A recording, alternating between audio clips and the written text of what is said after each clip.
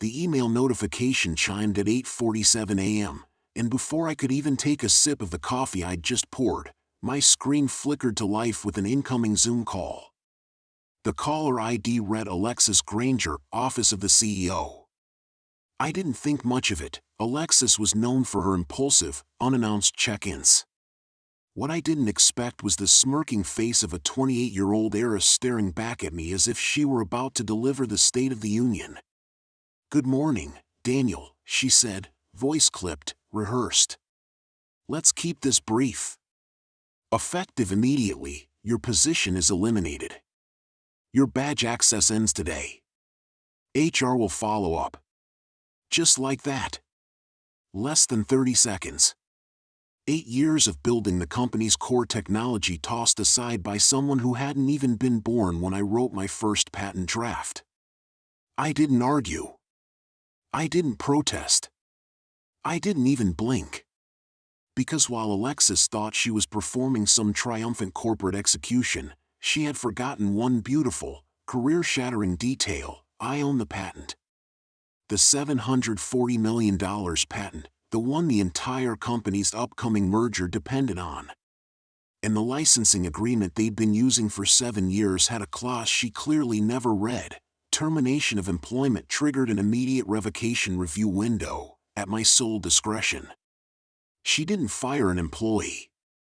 She fired the patent owner her father's empire was built on. So I looked at her on the screen, her overpriced blouse, her inherited arrogance, her belief that this moment would cement her dominance, and I gave her the calmest smile I'd managed in years. "Understood," I said. "Have a productive morning." I hung up before she could reply. HR emailed me a generic goodbye template at 9:04 a.m. Legal sent a friendly reminder about my NDA at 9:27 a.m. IT locked me out of my email at 9:41 a.m. And at 10:02 a.m., I initiated the revocation review. The moment I did, the company's in-progress merger, one of the biggest in the tech sector in a decade, was automatically placed on legal hold. No patent, no product. No product, no valuation. No valuation, no merger. By noon, the CEO, Alexis's father, had called me 6 times. By 2 p.m., the acquiring firm's lawyers were sending frantic inquiries. By 4 p.m., half the board was demanding an emergency meeting. And Alexis? She posted a selfie on Instagram with the caption, "Making big leadership moves today, briefcase sparkles." She had no idea what she detonated. The next morning, I received a politely worded request to clarify your stance regarding patent 6.821.403b. I ignored it. If they wanted clarity, they could schedule a meeting like adults. Instead, they sent desperation. First came the offer to reinstate me, with a modified role. Then a raise. Then a raise and a retention bonus. Then an apology for any miscommunication that occurred yesterday. But it wasn't until the board realized the merger deadline was 72 hours away that the tone shifted from polite to panicked. The CEO himself called me, voice strained, asking what it would take to restore the license.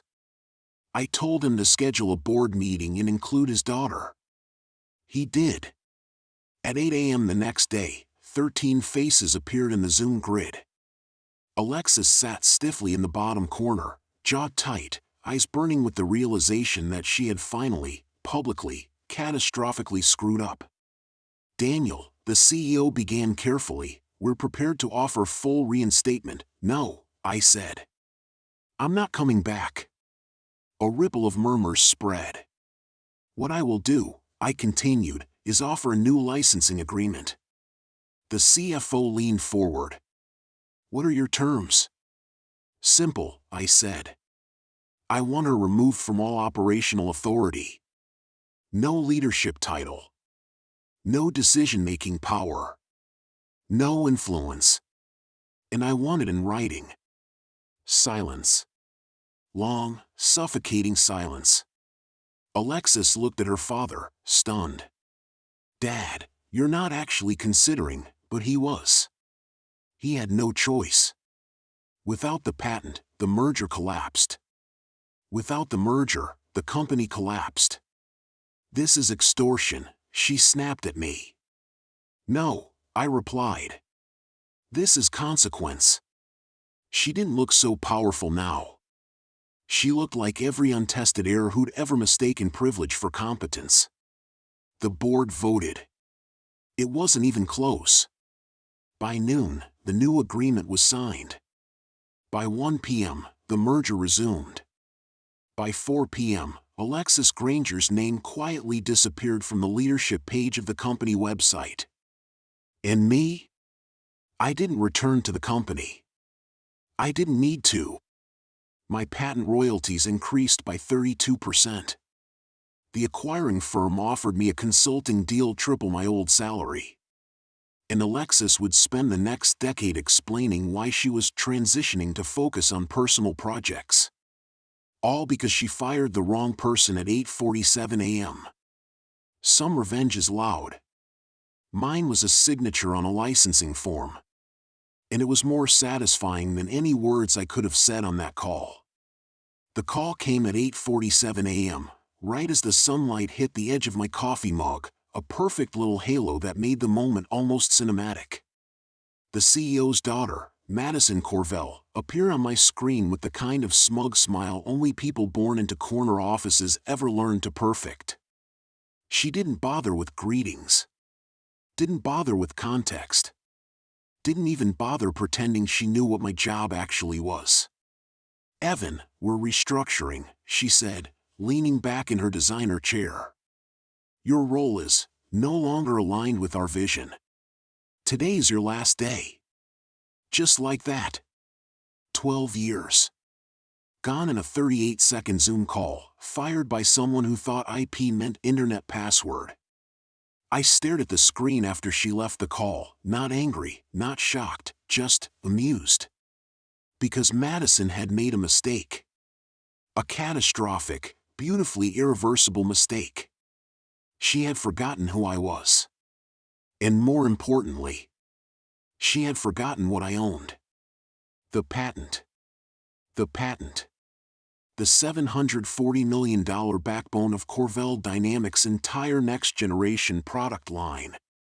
The patent she assumed was theirs simply because it was convenient to assume. But she never read the contract addendum. The one I drafted. The one her father signed without a second glance. The one that stated, intellectual property developed on personal time, with personal equipment, and filed personally remains the sole property of the inventor. Which was exactly what I had done. They used it. They built around it. They pitched it to investors.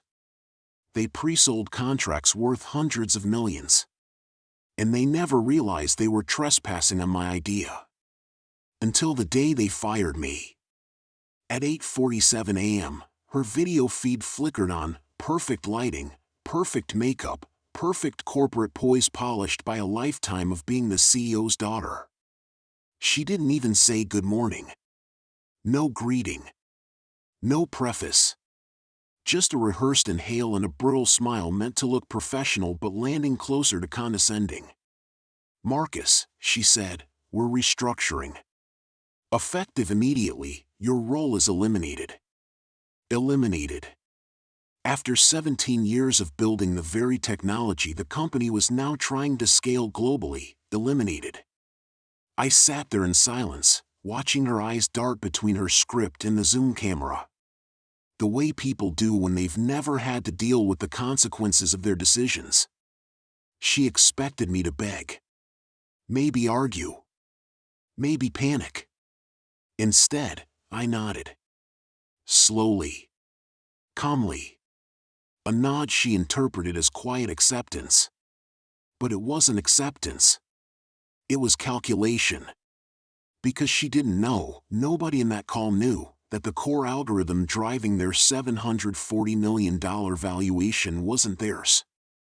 It was mine. Filed under my name. Personally owned. Licensed, not assigned. And that license had a clause they all forgotten: termination of my employment nullified their usage rights. Immediately. She ended the call with a chirpy, "Best of luck, Marcus," as if she had just dismissed a summer intern, not the architect of their entire product line. I closed my laptop, exhaled, and began the quietest, cleanest revenge of my life. At 8:47 a.m., she didn't even look into the camera. The CEO's daughter, newly minted Chief Innovation Officer, a title she'd held for exactly 9 days, read from a script like she was practicing for a school play. Her voice wobbled with fake authority as she informed me that my role had become redundant, and that today would be my final day with the firm. I watched her sip a caramel latte while firing me. I'd built the core technology that kept her father's company alive for 12 years. But she didn't even know what that technology was, let alone who truly owned it. So when she asked, "Do you have any questions before we end this call?" I simply nodded and replied, "Just one. Have you read Section 14 of the innovation agreement your father signed with me?" She blinked. She clearly hadn't. And that was the moment I realized she had just handed me the perfect opening to end them on my terms.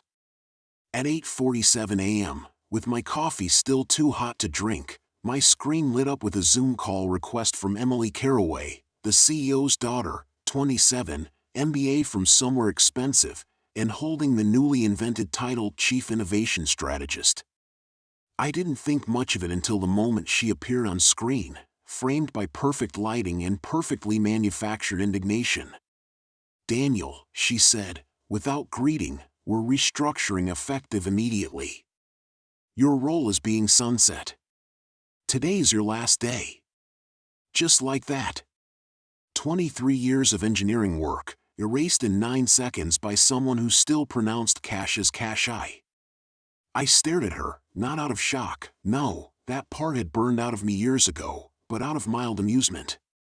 Because the one thing Emily always forgot, the one thing the whole leadership team conveniently overlooked, was that the heart of the company's flagship product, the authentication core behind their $740 million cloud security suite, was built on a patent with my name on it.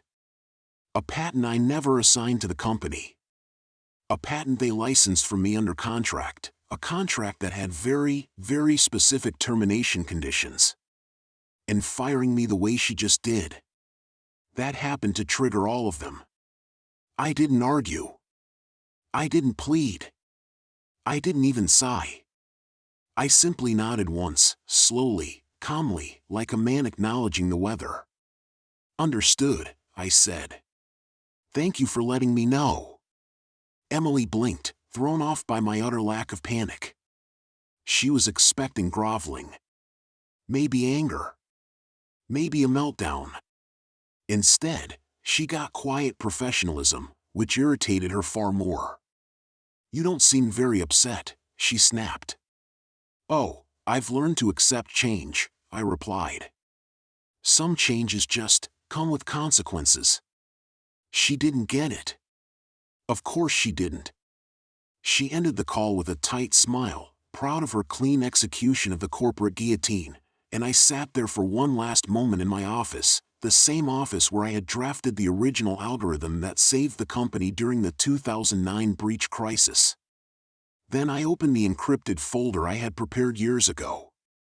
Because I had always known, one day, someone like Emily would try something like this. By 9:12 a.m., the system logs quietly registered a scheduled event, revocation of licensing rights, patent 0444129A, authorization key nullified. No alarms. No flashing lights. Just a silent legal mechanism rolling into place. The contract was explicit: if my employment ended involuntarily and without cause, the perpetual license the company enjoyed reverted to a provisional one requiring monthly renewal and renegotiation.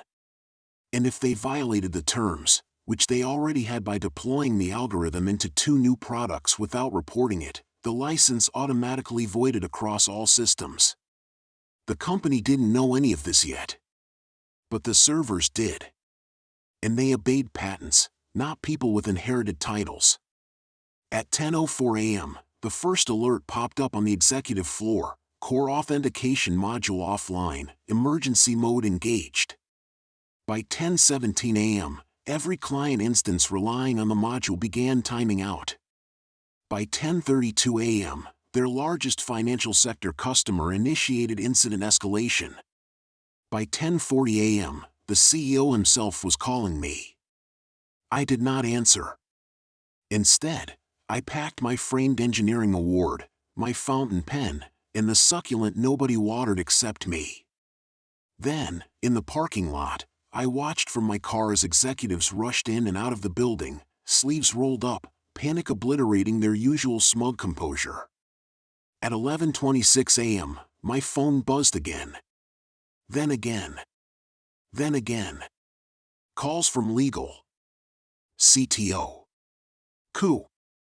CEO. And finally, a hesitant text from Emily: "Can we talk?"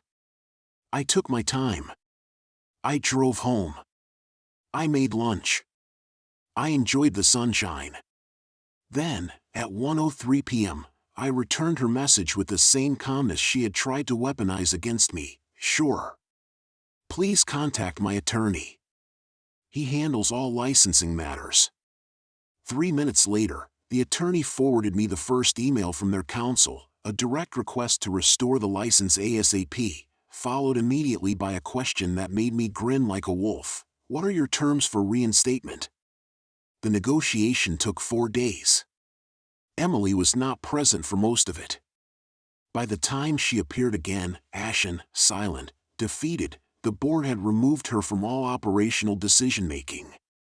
The company agreed to the following: a 12-year licensing agreement at triple the original rate, a 7-figure signing bonus, royalty percentages on all future products utilizing the algorithm, a written apology, framed, hanging in my new home office, and my favorite clause: no current executive, officer, or director shall contact Mr. Hale directly for any reason. In other words, I now made more money not working for them than I ever made working for them. And Emily, sweet, ruthless Emily, lost the political war she thought she'd already won. The day they fired me over Zoom at 8:47 a.m. was the day they unknowingly handed me my greatest leverage. They forgot the simple truth every engineer learns early in life: if you build something vital, something central, something irreplaceable, you don't need a title. You don't need a corner office. You don't even need a job. All you need is ownership. And I own the $740 million mistake they made that morning. At 8:47 a.m., my screen lit up with the kind of Zoom atmosphere you only see when someone is way too excited to ruin your life. The CEO's daughter, 27, freshly promoted, armed with an MBA and absolutely no understanding of what our company actually did, smiled like she'd rehearsed it in the mirror. "Mark," she said, tilting her chin as though she were addressing a misbehaving intern, "after reviewing your performance metrics, we've decided your position is no longer aligned with the company's strategic future. Today will be your last day. No warning. No documentation. Not even feigned respect. Just a kid firing the guy who had practically built the core architecture of the company from scratch." I didn't argue. I didn't protest. I didn't defend myself. I simply nodded once, slowly, and said, "Understood." She smiled like she'd won something. She had no idea what she'd just detonated. I spent that morning packing my things in silence, letting the security guard, who looked physically pained, walk me to the elevator. But the thing about being walked out of a building you helped design the digital nervous system for is simple: you walk out with everything they took for granted. For 17 years, I managed, improved, and secured the company's core patent, the predictive load distribution algorithm that powered every one of their enterprise clients. It was the reason the company grew from $12 million to $740 million. It was the reason investors kept throwing money at us. It was also the patent filed under my name. My property. Licensed to them under a renewable agreement. A renewal that, thanks to their legal department cutting staff and missing deadlines, had quietly expired 3 weeks earlier. And their brand new CEO's daughter, in her infinite wisdom, had just fired the owner of their single most valuable asset. By Wednesday, the ripples were visible. Without me overseeing the algorithm's live adjustments, small inefficiencies began appearing in the system. Transaction delays. Queue misalignments. CPU spikes. Nothing catastrophic yet, but enough for their enterprise clients to become nervous. I didn't sabotage a thing. I simply watched the world behave exactly as the system behaved without its architect. Thursday morning, I received an email from their legal department, finally noticing the expired licensing contract. Mark, we need to discuss the renewal of intellectual property associated with. I ignored it. By Thursday afternoon, the CEO himself called me.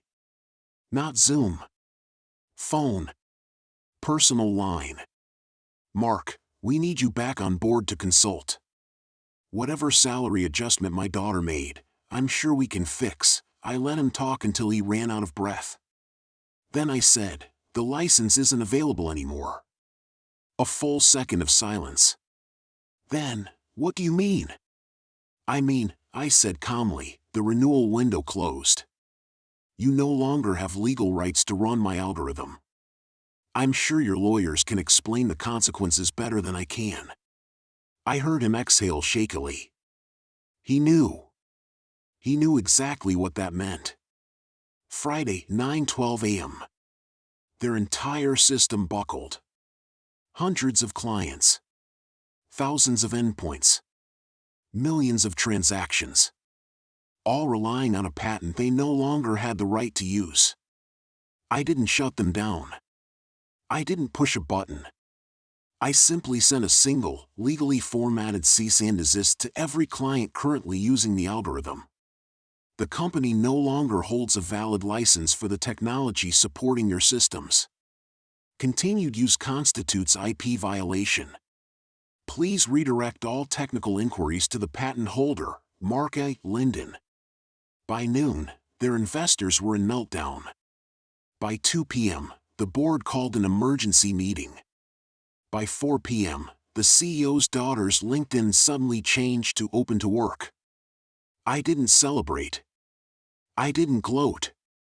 I didn't brag on social media. I just answered emails, lots of them, from companies offering to license my patent directly. Some offered $5 million. Some $20 million. One offered nearly $100 million for exclusive rights. And the company that fired me on Zoom at 8:47 a.m.?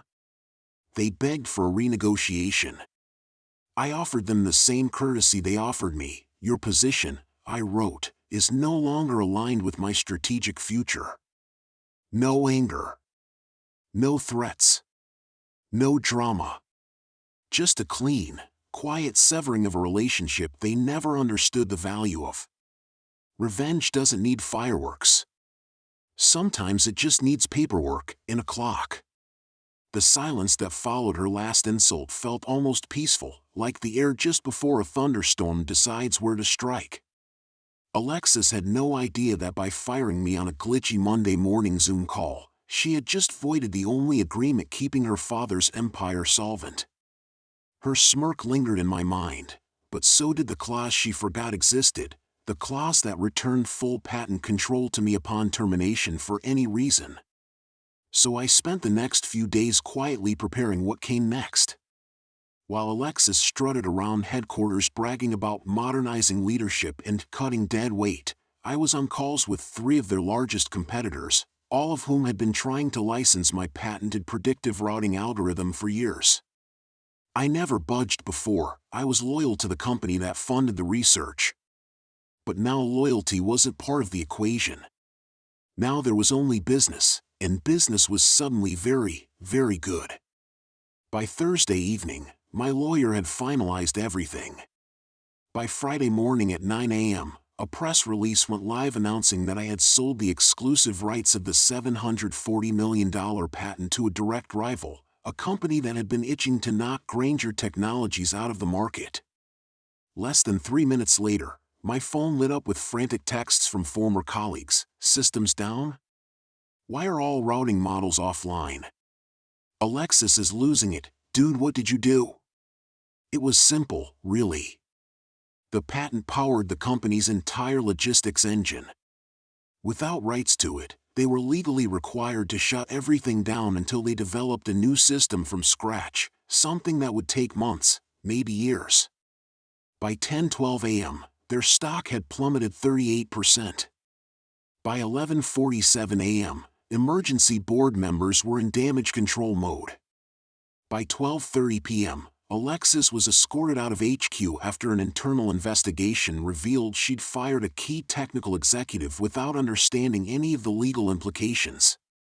And at 1:05 p.m., the CEO himself called me, not with anger, not with outrage, but with a voice that sounded 20 years older than it had on Monday. "I assume this was your doing," he whispered. "She terminated me," I replied calmly. "I simply took back what was mine." He sighed, defeated. "You ruined my company." "No," I corrected. "Your daughter did. I just declined to save her from the consequences." There was nothing more to say.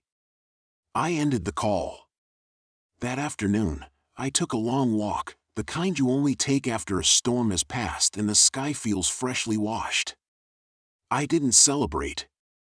I didn't toast. I didn't brag. I just breathed. Because revenge isn't loud. It isn't dramatic. It isn't a scream or a victory lap. Revenge is simply the moment they realize the value of what they threw away, and the cost of learning it too late.